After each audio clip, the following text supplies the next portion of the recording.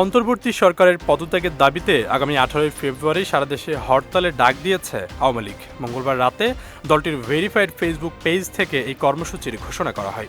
দলটি বলছে, দেশের মানুষের রাজনৈতিক ও গণতান্ত্রিক অধিকার আদায়ের এ সকল কর্মসূচিতে কোনো প্রকার বাধা দেয়া হলে আরও কঠোর কর্মসূচির ঘোষণা করা হবে। এর আগে সোমবার রাতে বিএনপির স্থায়ী কমিটির বৈঠকে ফেব্রুয়ারির মাঝামাঝিতে বিভিন্ন কর্মসূচি নিয়ে বিএনপির মাঠে নামার সিদ্ধান্ত হয়েছে বলে খবর চাউর হয়েছে গণমাধ্যমে। তবে দলটির স্থায়ী কমিটির কোনো সদস্যই নাম প্রকাশ করে এ বিষয়ে কোনো মন্তব্য করতে রাজি হননি।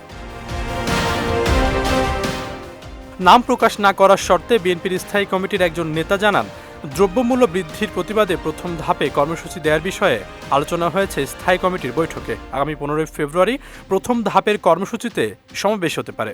একই সঙ্গে সারা দেশের বিভাগ ও জেলা পর্যায়েও এই কর্মসূচি হতে পারে। মূলত জনসম্পৃক্ত কর্মসূচি দিয়ে জনগণের সমর্থন আদায় এবং দ্রুত নির্বাচনের বিষয়ে অন্তর্বর্তী সরকারকে চাপে রাখতে নতুন কর্মসূচির পরিকল্পনা করছে বিএনপি, এমনটাই বলছেন রাজনৈতিক বিশ্লেষকরা। এদিকে আওয়ামী লীগের কর্মসূচিতে রয়েছে 10 দাবি। 1 থেকে 5 ফেব্রুয়ারি সারা দেশে লিফলেট বিতরণ, 6 ফেব্রুয়ারি প্রতিবাদ মিছিল, 10 ফেব্রুয়ারি বিক্ষোভ মিছিল ও সমাবেশ, 16 ফেব্রুয়ারি অবরোধ এবং 18 ফেব্রুয়ারি দেশব্যাপী সকাল সন্ধ্যা হরতালের ঘোষণা দিয়েছে সদ্য ক্ষমতা হারানো দলটি। রাজনৈতিক বিশ্লেষকরা বলছেন, সোমবার রাতে স্থায়ী কমিটির বৈঠকে বিএনপির নতুন কর্মসূচির খবর গণমাধ্যমে আসার পর আওয়ামী লীগের হরতালের ডাক মূলত বিএনপিকে মাঠ দখলে বাধা সৃষ্টি করা। বিশ্লেষকদের মতে, আওয়ামী লীগ মাঠে নেমে কর্মসূচি পালন করতে না পারলেও তাদের এই কর্মসূচি প্রভাবিত হবে দেশের রাজনীতি।